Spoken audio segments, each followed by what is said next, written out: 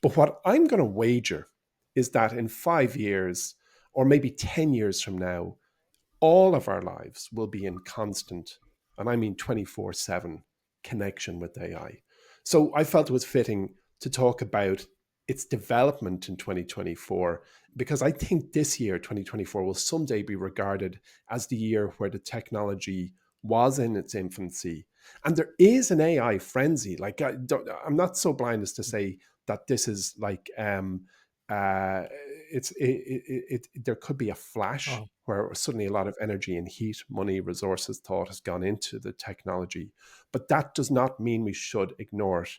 In fact, Fortune Online has only one subheading under the technology section at the top, and you go and hover your mouse up the top bar, and it's AI. So when you go in there, you find this vast library of articles, literally hundreds of articles that range from Amazon unveils its Nova collection of AI models to Mark Zuckerberg publicly praising Meta's Llama, despite the fact that it's using GPT-4 as part of its build. But in the year that was 2024, there was seemingly an endless stream of AI news.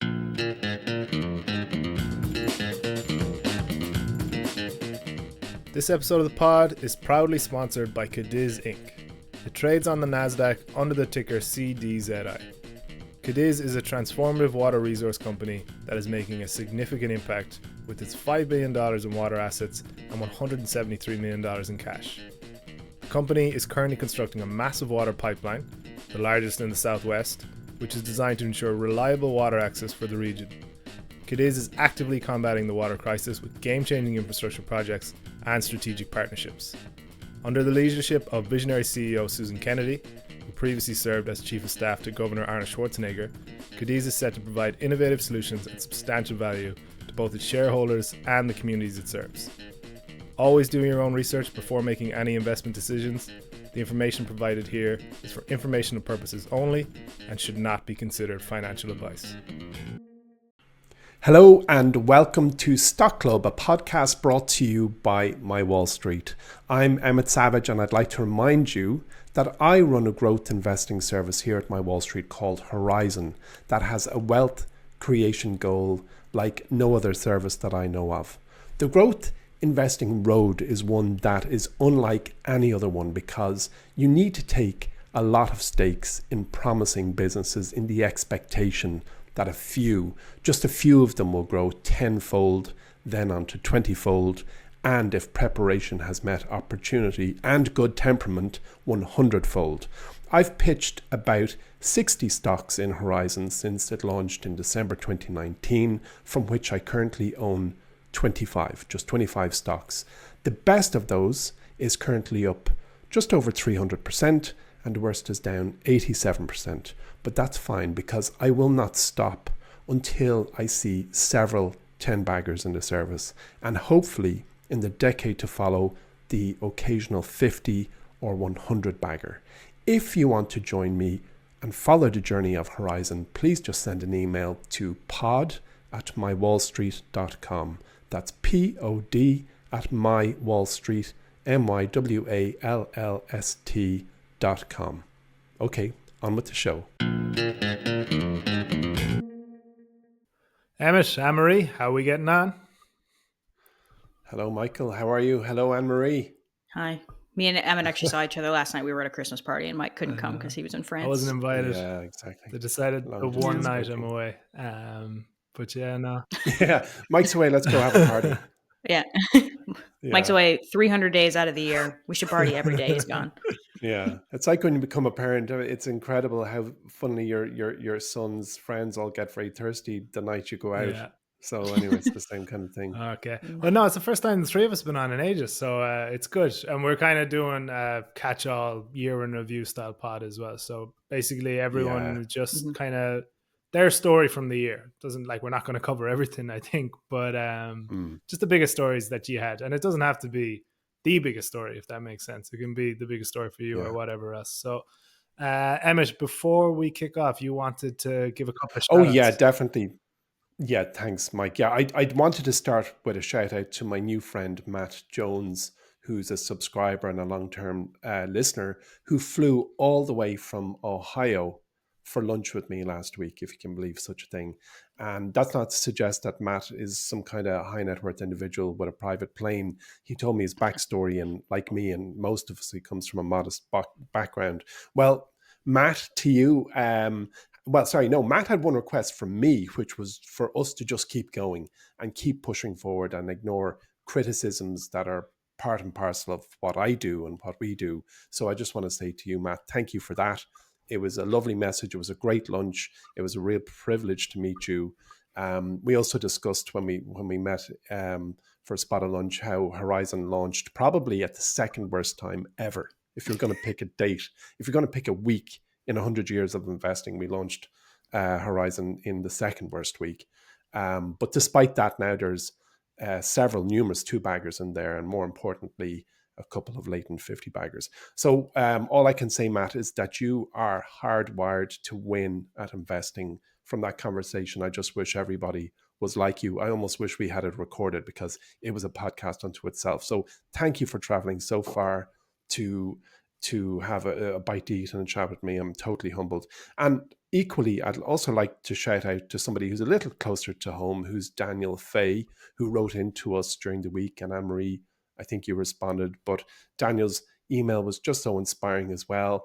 And he gave his, backstory about he never really had, an interest in further education and took up a job as a farmer in Northern Ireland. And he listens to the podcast every week.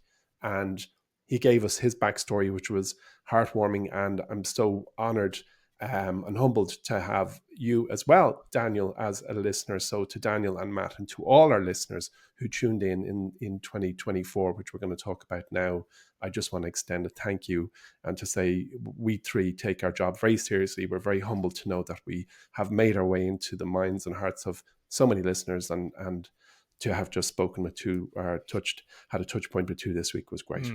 So, and we got to speak louder because Daniel's driving around in a tractor listening to us as well. He is driving. He's the real Jeremy Clarkson. He'd actually probably take offense. He's going to unsubscribe. Yeah, I was about to say, I don't think anyone should be described like Jeremy Clarkson. To be honest. Before we offend any more of our listeners, Emmet, do you want to kick off? I think you got the short straw here because you got the biggest topic for this year, which is probably the most obvious one. But you can give yourself your own introduction. Yeah, for sure. I mean, like every year has some defining themes, and AI is the one I'm going to go with. And I'm going to guess that all of our listeners fall into just one of three categories: those whose lives have in no way been knowingly touched by AI. So there's Luddites, just I don't even know what it is, and it doesn't help me in any way whatsoever. There's those who have benefited from GPT, large language models and equivalent here and there a couple of times a week maybe, and kind of know and enjoy the benefits of AI. And then there's those who use it very regularly, like myself, by the way, because my use of Google has pretty much dropped by 90%.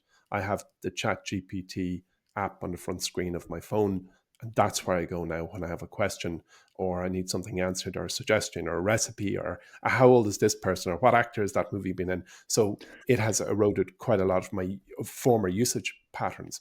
But what I'm going to wager is that in 5 years, or maybe 10 years from now, all of our lives will be in constant, and I mean 24/7 connection with AI. So I felt it was fitting to talk about its development in 2024, because I think this year, 2024, will someday be regarded as the year where the technology was in its infancy. And there is an AI frenzy. Like, I'm not so blind as to say that this is like, there could be a flash where suddenly a lot of energy and heat, money, resources, thought has gone into the technology. But that does not mean we should ignore it. In fact, Fortune magazine, or Fortune Online, has only one subheading under the technology section at the top, and you go and hover your mouse up the top bar and it's AI. So when you go in there, you find this vast library of articles, literally hundreds of articles that range from Amazon unveils its Nova collection of AI models to Mark Zuckerberg publicly praising Meta's Llama, despite the fact that it's using GPT-4 as part of its build. But in the year that was 2024, there was seemingly an endless stream of AI news. And Anne-Marie, just last week you sent me an article. What was the name of the guy who is it Ed Zitron? Is that Ed his name? Zitron, yeah. Yeah, and he's an author and a podcaster. I never heard of him until you sent me the piece. And he argued that generative AI and its current trajectory has peaked. And he said in the piece that there's no substantial advancements in the technology or products to justify this enormous investment that's happening everywhere. And he goes on about the over-reliance on transformer-based models like GPT-5, which face diminishing returns due to the limitations in training data. And he goes into quite an academic analysis of how AI has had its day in the sun. And he talks about issues with AI like hallucinations and unprofitability. And he says that OpenAI and its competitors are burning billions annually with little to show for it, and so on and so forth. And all of that is true, right? There's no question. But he also says that, like, the point that he's getting at is that companies are now grappling with physical limitations like cooling NVIDIA GPUs. And he's saying that the AI bubble will burst. And that, with just a few name changes, is the story of the internet, or AKA the dot-com bubble. So history rhymes and all that. Like, I completely agree. There's definitely a bunch of pets.com out there right now. Yeah. Oh, there are. You're dead right. You're dead right. Also, those people weren't wrong at the time either. It's really tough to draw a line because bubbles actually do feed innovation, but just everyone takes it too far. And I always think of with investing, but it happens like with general behavior as well, is that everyone overreacts in one direction. Do you know what I mean? So AI is going to be the next big thing. That's a fair statement. No one is going to disagree with you. But everyone has piled onto one end of the seesaw, and it's gotten very extreme to that way. You see the amount of money going in and the investment there, and there's undeniably a bubble of some form. That doesn't mean that the technology itself or the advancements won't be what the dot-com bubble was like 24 years ago. You know, think of how much our life is online now. So, yeah. That's right, yeah. I couldn't agree more. I mean, before the bubble burst, as you say, the biggest names are there. Amazon existed in the mid to late 90s, and here we are today, and it is the behemoth of online shopping. And some of the biggest AI names are out there today, and in 20 years from now, we'll say, wow, they were in plain sight way back in 2024, but we just aren't sure which are the ones that will emerge as that hypothetical Amazon. What do you think, Anne-Marie? I mean, where is your head at with AI? I think the thing I am most skeptical about is I actually don't think the large language models are going to be the thing that brings AI to the vast majority of the population. Like, I think dedicated AI that has been trained for specific tasks, like doing large data analysis, I think will probably be more useful and more applicable in the near term future than the large language models. Because even like we mess around with large language models in terms of content production, and it isn't really effective because it isn't able to kind of mimic our style, mimic, you know, the research that we're able to do, and all, you know, like a human is going to deliver a superior product if you're looking for a nice detailed stock write-up. I mean, it's able to summarize stuff for us to make it faster for us to read things. But even then, I'm kind of wary because I'm like, I know there's probably some interesting little minor point that was in a write-up that will get omitted from a summary. Yeah. And I'm always like, that detail could be something that could make or break an investment thesis. And I'm still like, I'm too nervous then to just be to be wholly reliant then on a summary. But I do think that like what it is quite useful for is connecting the dots. You know, I think about, we use FinChat to get some quantitative metrics and to make graphs and that kind of thing, and compare stocks to stocks if we're looking at, you know, P/Es. And that is so fast at just for allow us to pull 4 names from one industry, plot them onto one graph and have it bring all the data together. And for years that was so difficult for us because there was some options doing it, but half the time the data wouldn't be correct, or you could only put 2 companies on a single graph, or the tool was really, really expensive. And so I think that's so interesting to see a company using AI to basically connect data together that we know exists. And I do think like within the next 5 years, stuff like that in every industry is probably going to be the most important stuff that happens, because there is lots of industries that are impacted by issues of data siloing, of, oh, all of this information is stuck on this system. For example, like medical data. Oh, all of your medical data is stuck in this system at this hospital. We can't get it across to this system at this hospital or whatever. And a lot of that can be just, using machine learning to help connect systems together. So that's kind of what I'm keeping an eye on the next couple of years, simply because like the large language models are so expensive for these companies to uphold. And we know they're running out of training data. I don't think they're going to get to the point of write me a fully comprehensive original movie. Like, I don't think we're going to get there in the next 5 years. And so that's kind of what I'm looking at. Yeah. What I find particular, sorry, No, Mike. I was just going to say, Anne-Marie, you'll see it more so in more applicable applications of it. Do you know what I mean? Like the podcast editing software is a huge example of how easy that became. And because people's first exposure to it is something like ChatGPT, and it's like, write me a cover letter or whatever else, people just look at it through that guise in terms of generative AI, when the advantage is when you're using a truly applicable application of it are actually much more developed.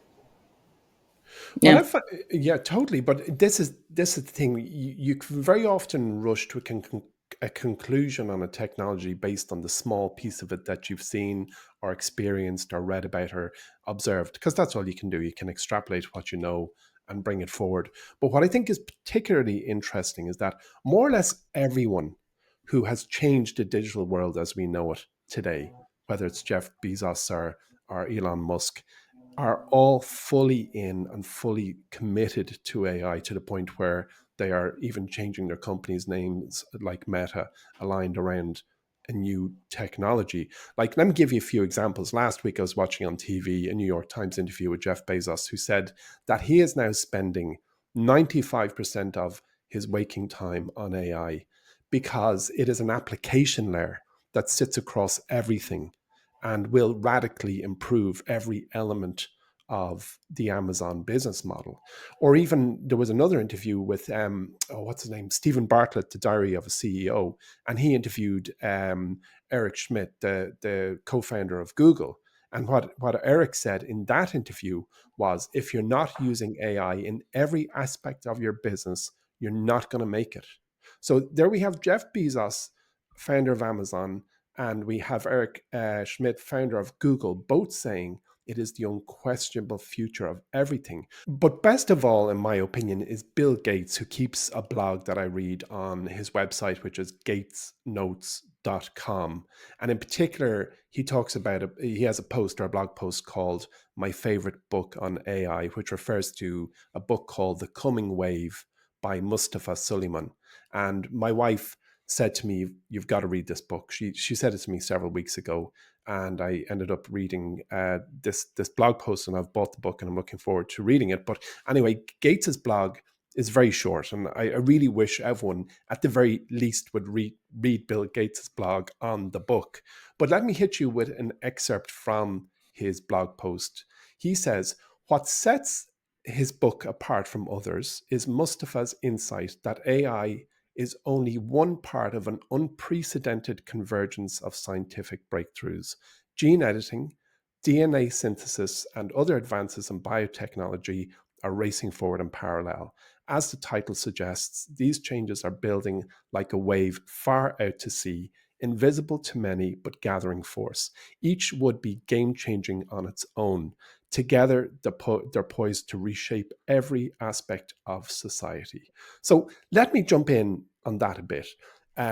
Gates goes on to say, actually, let me just read another little quote from Gates in that blog post, because we really are talking about one of the probably two or three most profound technologies that we'll see in our lives. Internet is probably up there. AI is another, CRISPR is another, but let me push on. But he says, Gates goes on to say, in my conversations about AI, I often highlight three main risks we need to consider. First is the rapid pace of economic disruption.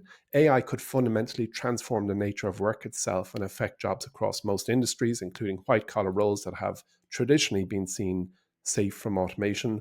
Second is the control problem, or the difficulty of ensuring that AI systems remain aligned with human values and interests as they become more advanced. And third, risk that when a bad actor has access to AI, they become more powerful and more capable of conducting cyber attacks, creating biological weapons, even compromising national security.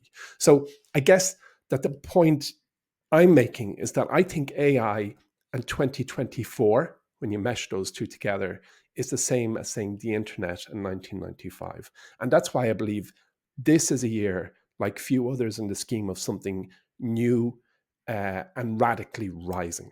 And I just don't think a conversation about 2024 is complete without giving AI its due credit. 100%. I have to agree. But how that plays out in the stock market could be very different as well. Like we've talked about a bubble.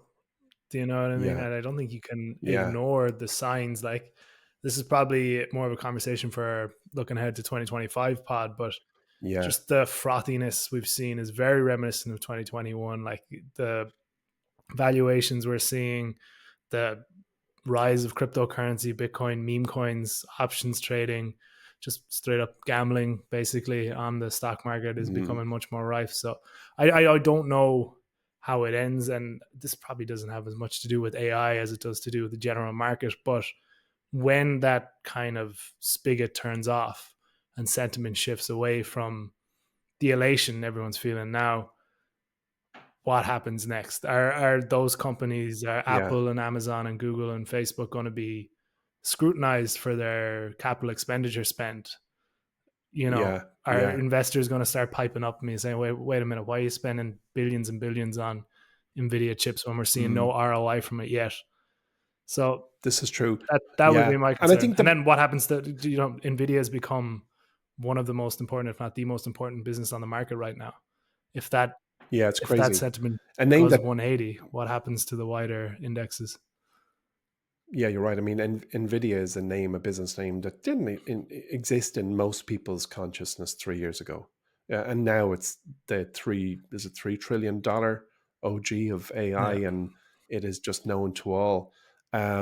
I think the part in response to the point you made, Mike, I think the analogy or the parallels to the dot-com bubble again come into play, which is that a sobering effect will occur. yeah, But the reality is, what remains when the tide goes out is a technology that touches every yeah. business. So any business that thinks they're not an AI is wrong. Mm. Or in the words of Eric Schmidt, if you're not using AI in every aspect of your business, you're not going to make Yeah. it. That So pay that attention. feeling of avoiding being left behind, I think, is very strong at the minute, especially from the largest tech companies who have the resources to Yeah, plow into it. yeah, Yeah. yeah. Okay, Shin Shin, that's AI and 2024. Sorry to our American listeners. Shin Shin means that's that. Mike, what have you got for us? What caught your eye, or what do you believe is one of the defining stories of 2024? Well, mine actually comes as an offshoot basically from AI, but I think it could be one of the lasting positives of the technology, and that's nuclear energy. So nuclear Right. has had an unbelievable year, and a lot of it is buoyed by um, this desire for particularly the large tech companies to power their AI operations and their new outsized data center demand with nuclear energy, because it's Mm, a the most reliable source of energy, even more reliable than fossil fuels, and b it's the cleanest form of energy. So that yeah. matches up very much with their own ESG initiatives and basically kind of their own desires. Do you know what I mean? These companies were set Mm, up mm, after, I suppose, like more traditional businesses, and they have a different, more sustainable approach. And now you can take that with a grain of salt, because obviously these companies have, I don't know, a reputation that precedes them. We can talk about Facebook and even Google, Microsoft as well. Like they've done a lot, and they've left a legacy of maybe not sustainable practices, but in terms of at least the environment, it is mm, front and center for a lot of them. So yeah. so yeah. So just to talk a bit about nuclear. So it's the International Energy Agency has forecasted to reach an all-time high globally in 2025, which is, when you consider like that nuclear is, I don't think this is a stretch to say it's probably the most promising solution to global climate change targets. This is huge. And if it's brought on by AI and data center demand, more the better. Do you know what I mean? So Mm, Big time. It's got the lowest greenhouse gas emissions of any power generator out there. That's even greener than, say, solar energy, wind energy, hydro energy. It's also by far, I mentioned this already, the most reliable source, including coal and natural gas. And on top of this, and this was the one I was very surprised to hear, it's the safest work environment out there, even safer than working in a bookstore, according to the US. I'd rather work in a bookstore now. That's the truth. According to the US Bureau of Labor Statistics. Yeah, it depends on the bookstore. I was thinking, like, do you ever watch that show? Do you ever watch that show, Black Books? No. No, I haven't seen that. It's good. It's Dylan Moran. So anybody watching? Oh, really? Anybody watching? I'm thinking that's what landed it. They included that bookshop in it. But yeah, in terms of, But you know, it's the most maligned as industries go. It is, in my mind, as a parallel to the movie Jaws. It didn't do Great White Sharks any favors, and the Chernobyl incident is still there in the zeitgeist, and it is the most maligned industry. And paradoxically, it is beyond green. Like, you want to save the planet, look at nuclear. But of course, we all have this hangover from, oh yeah, if we do nuclear, we're all going to die. Absolutely unbelievable. No, yes and no, deservedly so too. Like, can't underestimate the impact the Chernobyl disaster had. And I remember when we were growing up, Emmet, you probably know this as well. Do you remember Sellafield, the nuclear reactor site? It was in Manchester, and everybody in Ireland was waiting for that to blow up as well. Was it Manchester? Either way, I know. It was just across the water. West coast of England, anyways, wherever it was. Yeah, I think it was in Wales, but I'm not certain. Yeah. And so, like, it does have that history. And I think, thankfully, it's overcome a lot of that in terms of maybe not perception, but in terms of processes. So it's like the most safety and security focused industry I've ever seen. Was writing up a piece for Constellation Energy, which is the US's top nuclear producer. And just the list of oversight agencies it has is unbelievable. So, like, I can't even list them now, but it has maybe the top three: the Nuclear Energy Commission, the IEC, but then it has 10 other different safety measures, security oversight committees, insurance oversight committees, and everything else. So no one is more aware of the perception of safety around nuclear than nuclear operators itself. And it's very prevalent when you dive into the subject, how seriously it takes that. Even there was a incident in 2011 in Fukushima in Japan, where a tsunami flooded. Huge. Tsunami flooded 3 reactors. And from that, globally, they brought in a new, basically, policy in which you would have to be able to, show your robustness of a nuclear system within 200 miles of any natural disaster event within that site and all the rest. So that's kind of how the industry has developed because of its past. Do you know what I mean? It's what you're saying, like, and it's where everyone's mind goes to when they do think of nuclear. But the way the world is going in terms of climate change, the positives are definitely starting to outweigh the negatives. And there's also the fact that we have the technology now to ensure safety as well. So just going through a few more facts at you now. I was actually shocked to hear this, but it's not like nuclear is this kind of minnow, I suppose, in terms of the overall electricity grid, especially in the US. It's responsible for about 18% of US electricity generation and nearly half of carbon-free electricity in the US.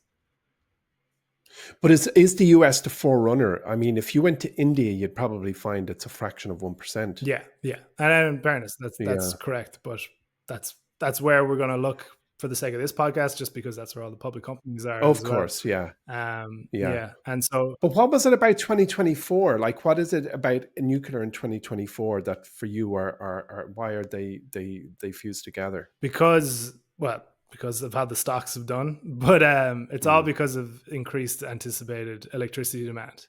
It's US electricity demand is forecast to grow twice as fast up to 2030 than it has for the last 10 years.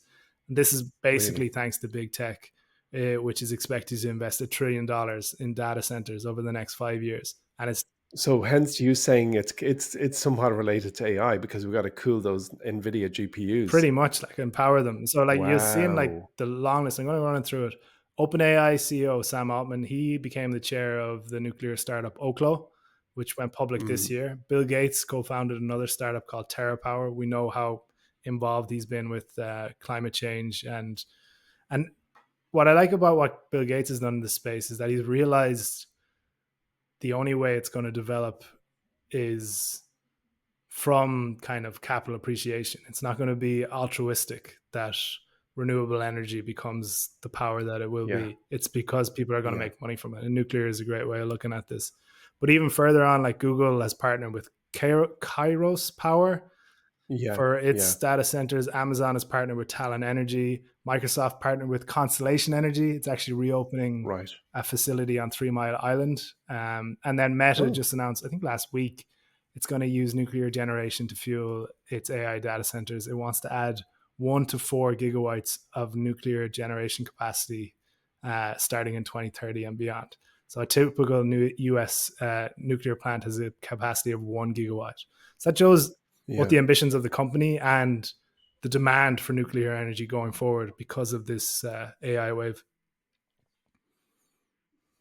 Are all the names you listed there, like Kairos Energy, are they independently publicly listed companies that you can buy shares in? So Constellation is, Talon is, Kairos, I'm not sure, Oklo is. So they're all out there.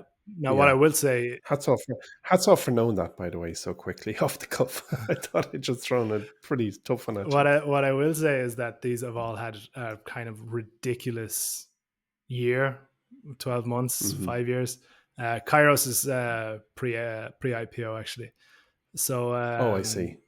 Yeah, so the Van Eck Nuclear ETF, which is probably the best way of approaching this, just because it's such a complex industry. Do you know what I mean? There's so many moving factors and regulatory bodies involved and everything else that you have to know an awful lot to figure out why am I betting on this company over this company. So if you just throw it into an ETF, that's up 50% year to date, more or less. Yeah. Constellation Energy, I mentioned it was America's largest. It's up well over 100%.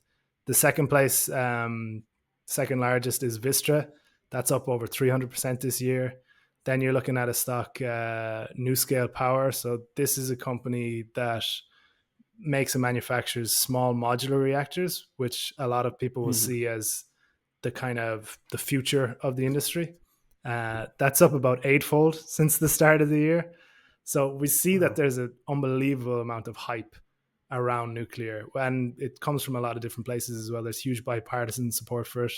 President-elect Donald Trump was a big fan of it, although in fairness, he was very positive about everything and anything anyone asked him on the campaign trail. So I'm not sure how kind of serious you can take everything he said, but like he's very much come out and said he's pro nuclear energy and wants to build it back up to what it was. So there's... Which I believe, and I think one of his key initiatives is to drive down the price of power, not just to meet the demand, but he did repeatedly say the price of power is inhibiting small mom and pop size operations right through to giant businesses like Meta. So I would imagine he will broadly favor anything that kind of increases the net gigawatt power of the grid in America. Yeah, and then the potential is there. It's crazy when you look at Constellation Energy in particular. They have in their slide deck, it's a compilation of quotes from every lawmaker on both sides, so Democratic Party and the Republicans, all have come out in favor of nuclear energy. And it very much is the most reliable and most sustainable approach to our climate change targets. And if that is one of the positive offshoots of AI we're going to see very soon, then I'm here for it, because we can get very pessimistic and negative about how much technology is taking over our lives. Like, it was funny, we were talking about this, my girlfriend was saying about kind of sci-fi and even dystopia. Every single movie or film or series you watch, there was a very negative thing to happen in the near future of our Earth and planet. It's usually humans destroying the planet in some shape or form. Yeah. And there's actually Star Trek is the only series or kind of whatever that has a positive view on the effects of technology and humans and humanity in general. And it's funny, like we talk about positives like AI and what it can do, and we're talking about CRISPR and the effects that technology can have on some of our biggest problems, climate change, disease, whatever else. Wouldn't it be great if, because of AI and our power demands and just general like need for energy and costs, we really brought forward like renewable energy to a point where it subsedes fossil fuels and becomes a much more important source. So yeah, nuclear energy absolutely blitzed everything in 2024. It was probably, if you were there at the start of the year investing in these stocks, you were doing very well by the end. So that's kind of my biggest story from the year. And it certainly took quite the degree of foresight to realize that all of these chips and everything that goes with a data farm needs quite a lot of power. And the ostensibly nuclear was the way forward in the year that was 2024. Very interesting. Amory, nuclear, buy, sell, or hold. Are you a fan? I'm very interested in the technology. I do think the political element is going to be important, especially outside the US, because didn't France just like finish shutting down all of its nuclear power Germany. plants like this year or last year? Yeah. And so then it's that thing of, do you think that those European countries are going to walk that decision back and are going to reopen them? Or do you think it'll just be like a US only movement? France is the only country in Europe, I think, that is opening or expanding their nuclear assembly. I'm not sure what the UK will do now, but Germany really made I don't know when they made that decision. It was obviously a good few years ago, but it's looking very questionable now. Especially considering what happened with Russia and how much energy costs have gone up, especially in Germany. Yeah, with the oil. Yeah. I think there's a bifurcation happening between Europe and America, as in the United States, where the US has a monopoly on the most important future technologies coming down. They just do.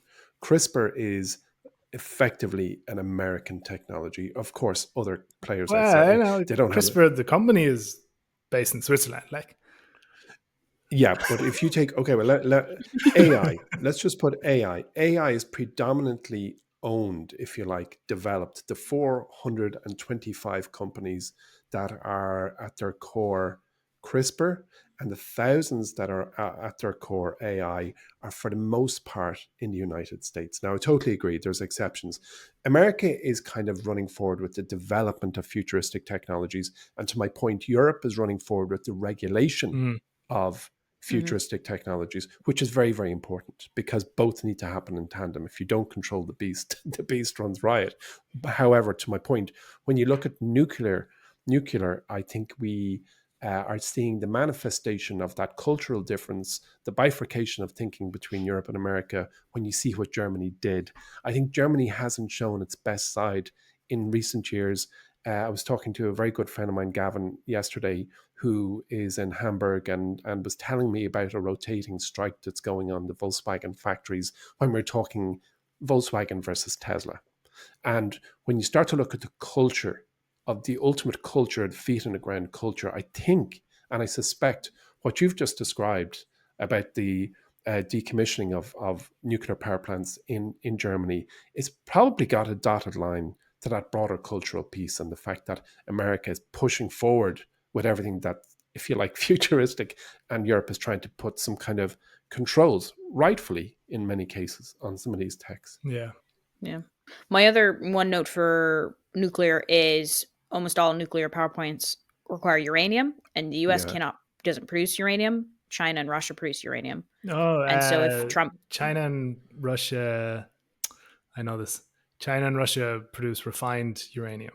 Australia and Kazakhstan have raw uranium. So I think what's coming is they're going to refine it outside of China and Russia. You're right that a lot of refined uranium comes from China and Russia, but there are ways to get around it. It's not as mission critical, say, as it might have been maybe a couple of years ago. Yeah, because that was my only concern, was people were discussing that of apparently the US in terms of uranium is entirely reliant upon China, and they were just worried with the Trump administration coming in, if he was to play tariff games with China, they might be like, right, we just won't sell you any uranium then. Yeah. So, but sure, if you can go to Australia, there you go. Yeah. Okay, so it's 1 point to Homer Simpson's core skill at the nuclear power plant, and we're going to give that goal to you, Mike. Anne-Marie, what from 2024 caught your mind, and what's the talking point with you?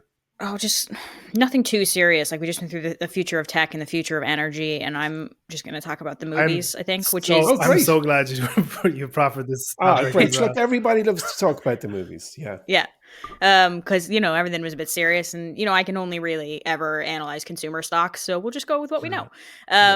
The reason this kind of came up in my timeline was we just passed Thanksgiving weekend in the US, and Moana, Wicked, and Gladiator 2 all found themselves in the movie theaters for that weekend together. They brought in $420 million over the course of 4 days, which was over $100 million ahead of the previous best of $315 million in 2018.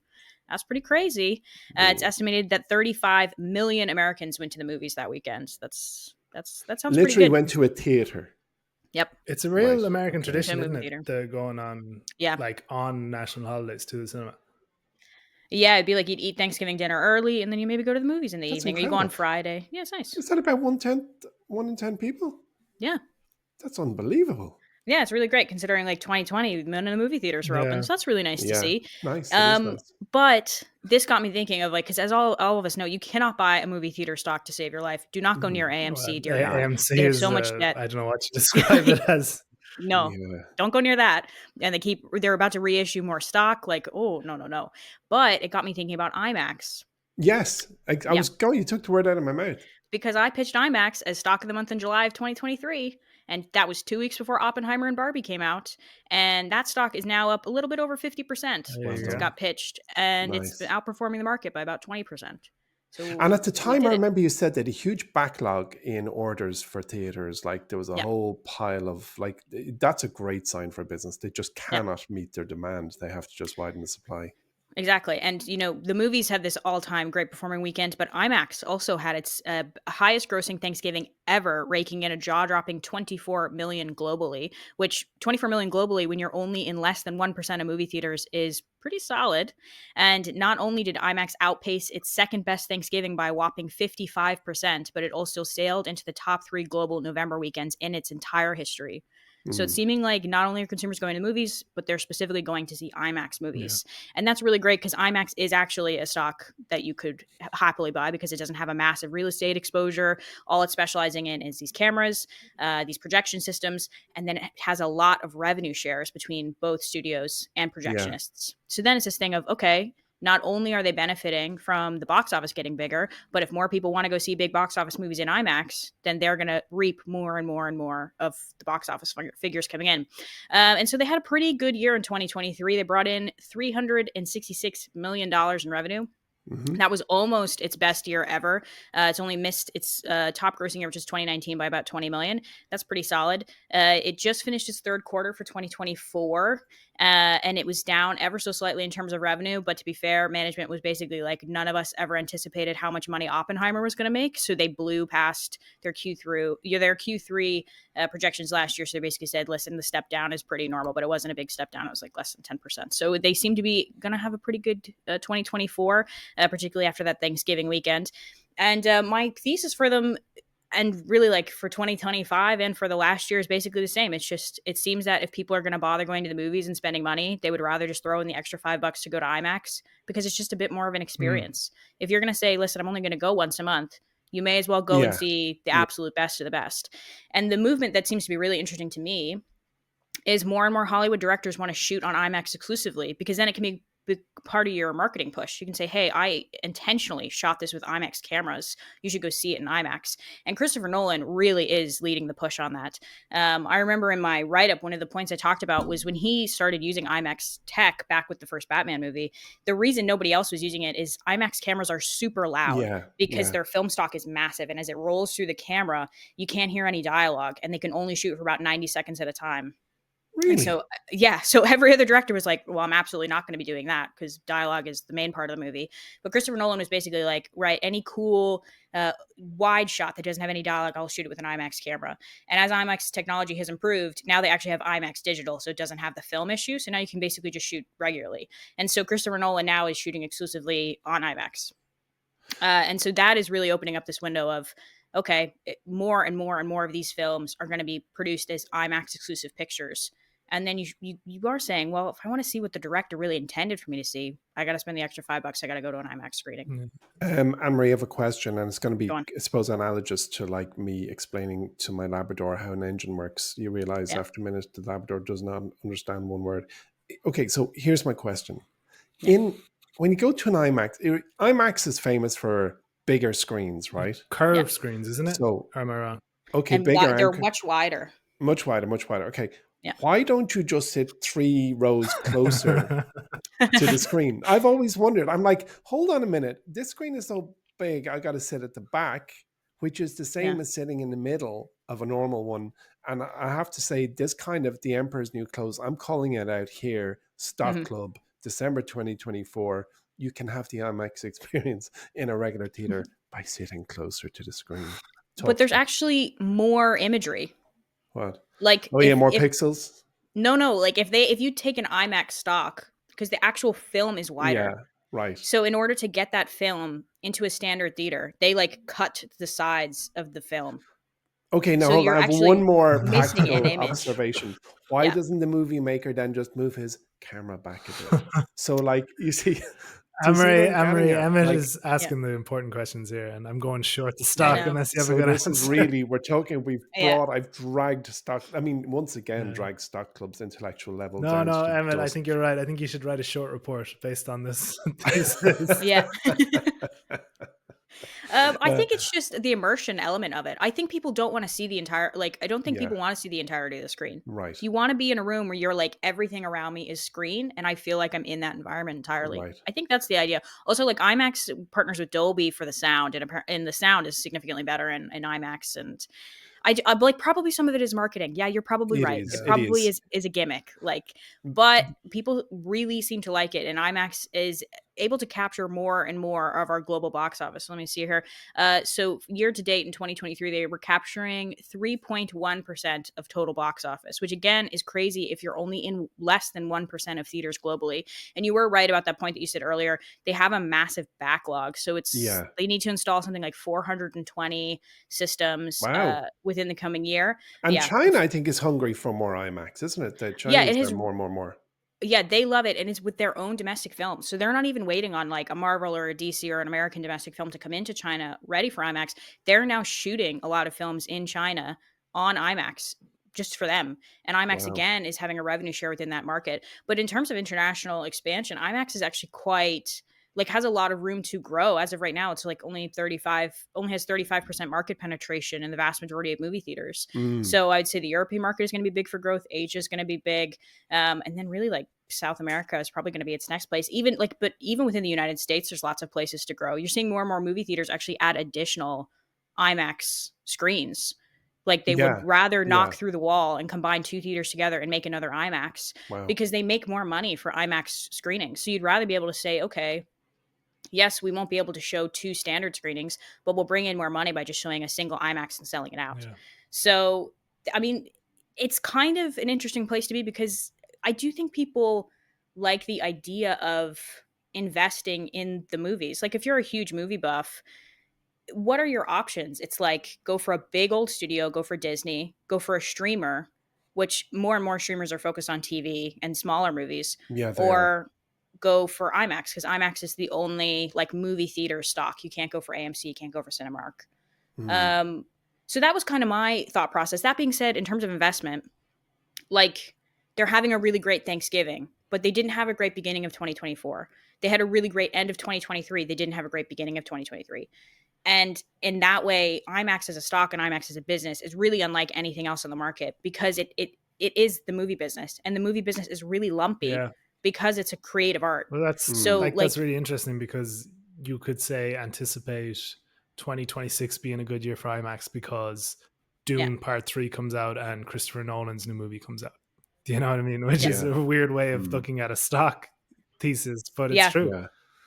Yeah, and that's exactly like when you go and pull IMAX's investor relations, they actually put out really wonderful PowerPoints every quarter. So if you are interested in investing in IMAX, It they actually are really doesn't fit great on at your providing laptop stuff though. You like have that. to get an extra big one. Yeah, It's super yeah. wide. Yeah, you have to. I have to get my additional screen and sit it next to it, and it goes right And you have across. to sit further away from your laptop. The whole Yeah, thing, just the whole business model falls to pieces. You know, by the yeah. way, I mean, not to go down on IMAX fully, but I was convinced to go and see Oppenheimer in IMAX. And Mm. I'd heard that let alone was it filmed in IMAX, but also Christopher Nolan actually dropped a real bomb because he's into he doesn't use CGI and it's the real Yeah. deal. So we went out to the desert in New Mexico somewhere and decided I'm going to recreate the bomb and drop it and video it. And despite that, and me sitting there in IMAX, full color, full Dolby, whatever the sound standard is, I was like, meh, I don't know. Yeah, it's okay. It was grand. You know, it really for me just didn't work. Well, when you met Cillian Murphy that one time at the dog park, did you tell him Uh, that? my Killian Murphy story. I don't want to have to tell it again. It's a good one Mm. though. Um, I know I didn't tell him that. I didn't tell him I hadn't seen it yet because I hadn't at that Okay, stage. I went home and I better go look at that movie. So the next fair time I enough. can say to him that bomb scene. What do you think? Wasn't great, was it? You weren't in it, so I'm okay to say that. Uh, Yeah. But I mean, to be fair, Emmett, you didn't like it, but it did make $972 million at Yeah. the global box no, office. that this is true. So let me ask the three of you. God, I can't even count. Let me ask the two of you. The three of us on the screen here. I'm one of them. Let me ask two of you. So if a fairy godmother said, "I'm going to put the 5 best AI stocks in a basket for you, the 5 best nuclear stocks, or the 5 best movie, cinema, IMAX type stocks, the ones that are going to perform best over the next 5 years," which one would you choose? Would you choose AI, nuclear, or the future of movies? Let's just call it that. I think I mean, like the nuclear. well, yeah. I'd say just I considering mean, it. just for look, we're capitalists here. We're total capitalist Yeah. Yeah. swine. I'm not talking about for the betterment of humanity. Of course, we choose nuclear, I presume. Well, No, I actually, know, but AI I is a mean bit. I mean the growth is probably for five. Like this is a 5 year Yeah. timeline. Uh I huh. think nuclear because I do think we're going to have a sharp drop off for AI, and we're probably going to recover. And I Okay. think I do think movies are going to grow, but it's like Yeah. we're trying to be the best out of these three, right? So yeah, exactly. So Yeah. you'd go nuclear number one. What would you give Yeah, the second place to, Amory? maybe movies like maybe a bit Movies, safer, and you but the put movies AI you'd need in the to back seat. yeah for a 5 year horizon. Five Yeah, year. Okay. yeah. Same question to you, Mike. AI, nuclear, or the future of movies? Well, it's tough. Like you can get too granular on this and think like genuinely you could put the top five AI stocks as Nvidia, Google, Microsoft, Facebook, Amazon. Well, that's what they were in 2024. Now, our fairy godmother knows which ones are going to perform in the next 5 years. Yeah. So considering that, considering the type of companies, like the highest quality businesses on the market are going to be AI stocks. You know, they've set that Yeah. out their intention. It's tough to move away from that. I think risk reward, you could go nuclear, and I'm afraid movies will have to go to the bottom just because, for what Anne-Marie said, Mm, apart from IMAX, there aren't that many attractive investments, at least for the box office. I don't know if you yeah. throw Netflix in there, but even the other streamers are a mess too. So Yeah. I don't Yeah. know if you're going to make five good ones out of it. Yeah, I would really say it would have to be three, and it would probably end up being Disney, Netflix, Yeah, IMAX. which isn't a Like, bad combo. yeah, Yeah. Yeah. What about you, Emmett? What are your rankings? Well, I would actually put AI number one because while I totally acknowledge the limitations of large language models and GPT 5, 6, 7, 8, whatever, and they're not learning as efficiently as they used to, when you look to other industries like Lemonade as an insurance disruptor and others, I would actually put AI as my number one. I think I'd go. Well, you see, the limiting factor for me with nuclear is the extent of my knowledge on the subject is pretty much what you just told me, Mike, plus some old things I learned back in college in the 90s. So I don't doubt you, but it seems that yeah, I think I'd go too with nuclear because I think the movie industry is getting hyper concentrated around a few players, as you very diligently explained to us over the many podcasts, Anne Marie, and it seems to be getting hyper concentrated in the various different areas. So yeah, I'd go with AI followed by nuclear followed by IMAX. So we've 2 first places going to nuclear and 1 first place going to AI. There you go, folks. That's what you go out and buy. There you go. You heard it here first. How decisive is that? Who could argue with that? Okay, I think we've covered everything we have. Unless you've got any parting thoughts. This is the last you're going to be talking to our thousands and thousands of listeners before Christmas. Do you want to send them a send off? Who, me? Whoever. Marie, do you want to say something? Because I'll say anything on demand. I can't talk again. The leaf blower's back, so you have to do it. Oh, the leaf blower. Marie can't talk because there's okay. Well, what I'll do is this is our last one. Well, we've another couple of shows before the year ends. We have another show coming out next week, but you're not. Well, you're on it, but you're not live. I'm on it. Okay. Well, for those who celebrate Christmas, I just want to say very Merry Christmas to you all, and I hope you have a restful time with your friends or your family or alone or however it is you do it. And as I said at the top of the show, greatly appreciative for your listening throughout the year. And sure, we'll talk to you next week about what we expect from 2025. No, that show's not coming out for like 3 weeks. What? Sure, 20. All right, okay. Well, look, everyone, just tune in next week. Whatever happens, happens. Okay, we do have podcasts coming out next week, but it's not that one. That one is going to come out in the new year. What are we talking about next week? Okay, look, tell me off, Mike. Okay. Emmet and Emery, thanks for joining me, and thanks to everyone for listening. We'll talk to you next week. There will be a podcast next week. Okay. Right, okay. Just keep me posted. Bye.